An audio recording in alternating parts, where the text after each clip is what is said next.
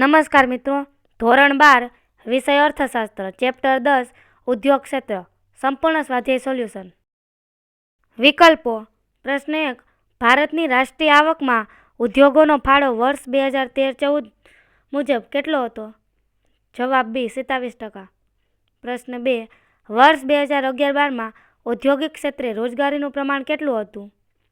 જવાબ બી 24.3%. પ્રશ્ન 3. મોટા પાયાના ઉદ્યોગોમાં કેટલું મૂડીરોકાણ જરૂરી છે? જવાબ સી 10 કરોડથી વધુ. પ્રશ્ન 4. જાહેર ક્ષેત્ર એટલે શું? જવાબ બી સરકાર દ્વારા સંચાલિત ક્ષેત્ર. પ્રશ્ન 5. વિશિષ્ટ આર્થિક વિસ્તારનો અમલ ભારતમાં ક્યારે થયો? જવાબ સી 2000. એક વાક્યમાં પ્રશ્નો. પ્રશ્ન 1.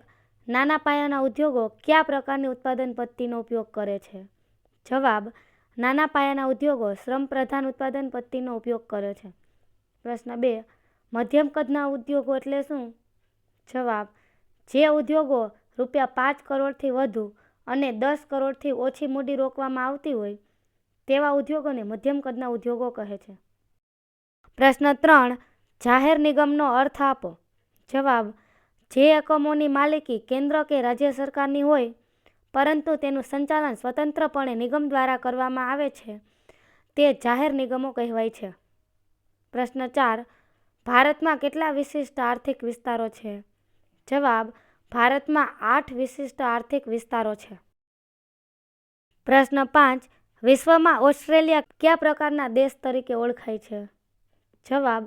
વિશ્વમાં ઓસ્ટ્રેલિયા ખેતી ક્ષેત્ર આધારિત વિકસિત દેશ તરીકે ઓળખાય છે. ટૂંકમાં પ્રશ્નો. પ્રશ્ન 1. નાના પાયાનો ઉદ્યોગ એટલે શું? જવાબ.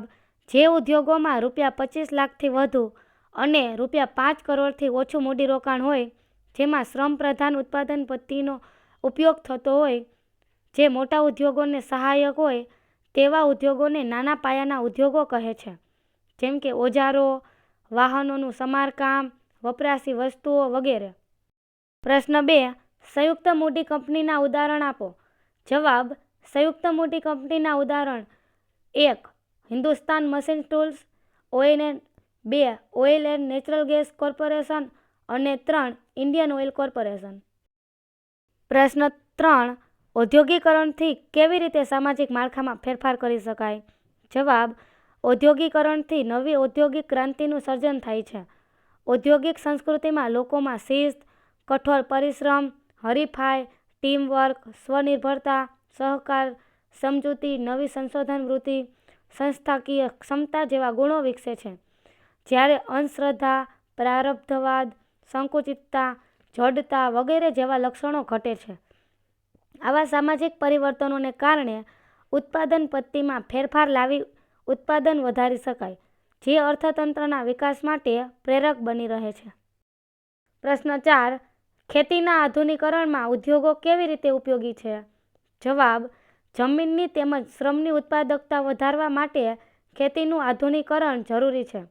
ઉદ્યોગ ક્ષેત્ર ટ્રેક્ટર, થ્રેશર, સબમર્સિબલ પંપ, જંતુનાશક દવા છાંટવાના યંત્રો જેવા આધુનિક સાધનો પૂરા પાડી ખેતી ક્ષેત્રે ઉત્પાદન વધારવા સહાયક બને છે. ઉદ્યોગ ક્ષેત્ર રાસાયણિક ખાતર, જંતુનાશક દવાઓ વગેરેનું ઉત્પાદન કરી નવી ટેકનોલોજીની મદદ દ્વારા ખેતી ક્ષેત્રનો વિકાસ શક્ય બને છે. આમ ખેતીના આધુનિકરણ માટે ઉદ્યોગ ક્ષેત્ર ઘણું ઉપયોગી પુરવાર થાય છે. પ્રશ્ન 5. વિશિષ્ટ આર્થિક વિસ્તાર એટલે શું? જવાબ. વિશિષ્ટ આર્થિક વિસ્તાર એ એક એવો કરમુક્ત ભૌગોલિક વિસ્તાર છે જ્યાં આર્થિક કાયદાઓ દેશના કાયદાઓથી ભિન્ન છે. ભારતમાં વિદેશી મૂડીને આકર્ષવા અને આંતરરાષ્ટ્રીય હરીફાઈ મુજબ નિકાસો અંકુશમુક્ત કરવા 1 એપ્રિલ 2000થી વિશિષ્ટ આર્થિક વિસ્તાર શરૂ કરવામાં આવ્યો. ભારતમાં ખાનગી વ્યક્તિ, સરકાર, સંયુક્ત ક્ષેત્ર, રાજ્ય સરકાર, રાજ્યની સંસ્થા કે વિદેશી સંસ્થા વિશિષ્ટ આર્થિક વિસ્તારનું નિર્માણ કરી શકે છે. બધા જ પ્રકારના વિશિષ્ટ આર્થિક વિસ્તારો સરકારના નિયંત્રણ હેઠળ હોય છે.